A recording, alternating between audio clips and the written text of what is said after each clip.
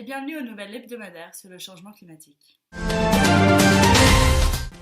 Nouvelle-Zélande a sa 4e année la plus chaude depuis les débuts des records en 1909, avec des températures entre 0,5 et 1,2 degrés Celsius plus hautes que d'autres moyennes annuelles.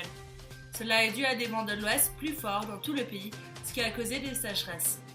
Cela a laissé plusieurs régions dans l'est et le nord du pays à soif pour de la pluie en 2020, montrant de nouveau les effets secondaires du changement climatique. La Grande-Bretagne a eu plusieurs températures records dans la dernière année.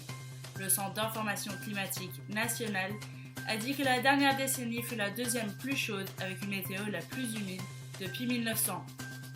8 nouveaux records de température élevés ont été relevés dans la dernière décennie, avec 4 dans la dernière année, montrant clairement les effets du changement climatique.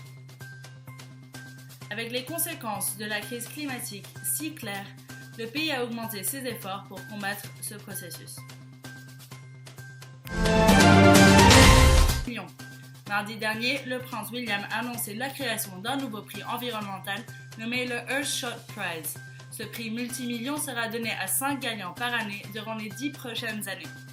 L'initiative du prince William a pour but de recentrer l'attention mondiale sur trouver des solutions pour le problème existentiel de comment réduire nos émissions de carbone, comment trouver des solutions pour la biodiversité, les océans, la pollution de l'air et l'eau fraîche. Des inondations rapides ont touché les parties basses de Jakarta. Elles ont causé la mort de 43 personnes et l'évacuation de 400 000. Plus de 180 quartiers sont submergés et la population souffre d'hypothermie, de perte de température corporelle plus rapide et de choc électrique.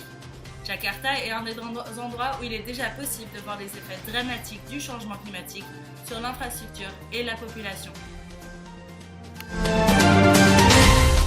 Mercredi dernier, Munich Re, une des plus grandes firmes de réassurance, a dit qu'ils s'attendent à une augmentation de la fréquence et de l'intensité des désastres météorologiques. En 2019, les ouragans, les feux et les inondations ont coûté plus de 150 milliards. Les coûts pour les business ainsi que pour l'économie globale sont attendus d'augmenter, aussi dû à une décennie de catastrophes naturelles avec des liens directs au changement climatique. Le changement climatique ne fait que d'accélérer la destruction de la planète et un des exemples est l'échéance du courant atlantique d'ici 2100. Les scientifiques se soucient que la fonte de la glace arctique augmentera le volume d'eau fraîche dans les mers. Les rivières perdront plusieurs jours de glace, ce qui est un processus important pour la vie animale ainsi qu'humaine. Si les États ne se tiennent pas à l'accord de Paris, tous les processus seront accélérés à une vitesse augmentée. Et ce qui est attendu d'arriver dans quelques milliers d'années arrivera en fait déjà dans une centaine d'années. L'Université de Southampton a lancé un nouveau programme de recherche mené par des étudiants pour développer des véhicules d'aviation sans équipage pour surveiller les développements du changement climatique ainsi que le braconnage. Ces outils seront essentiels pour des lieux éloignés en Afrique ainsi que des endroits dangereux à accéder pour les humains. Les UAV sont maintenant utilisés à ce but, or ils sont limités par leur efficacité. Le nouveau programme Turner Kirk UAV se concentrera sur l'adaptation des drones existants et la minimalisation de leurs besoins énergétiques.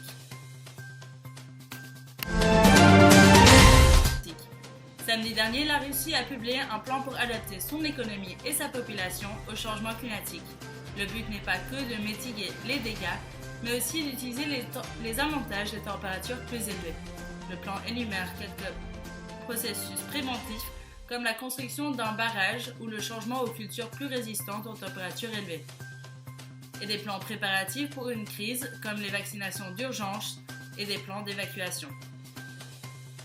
Les possibles effets positifs sont une décroissance de la consommation énergétique dans les régions les plus froides, une expansion des zones agriculture et des plus grandes possibilités de navigation dans l'Arctique. Une analyse des statistiques préliminaires publiée mardi dernier par le groupe Rhodium démontre qu'en 2019, les émissions de gaz des États-Unis ont baissé d'environ 2,1%. En d'autres mots, environ 124 millions de tonnes métriques en moins de CO2. Le rapport montre aussi que cette baisse est surtout due à une baisse de production électrique par des centrales au charbon. Les émissions de tous les autres secteurs, le transport, les bâtiments, l'industrie, l'agriculture, sont restées pareilles ou ont même augmenté. Le comité domestique sur l'énergie et les commerces des États-Unis ont sorti leur cadre législatif pour le plan climatique. Le plan retarde la transition vers l'énergie à 100% renouvelable jusqu'en 2050. Il propose une série de solutions controversées, dont aucune est une vraie solution à la crise climatique. Lucas Ross, analyste politique chez Friends of the Earth, critique ce plan disant que le président du comité, Pallone, laisse la porte grande ouverte pour toutes sortes de solutions fausses, comme la capture du carbone et la biomasse. Je vous souhaite une bonne journée et à la semaine prochaine.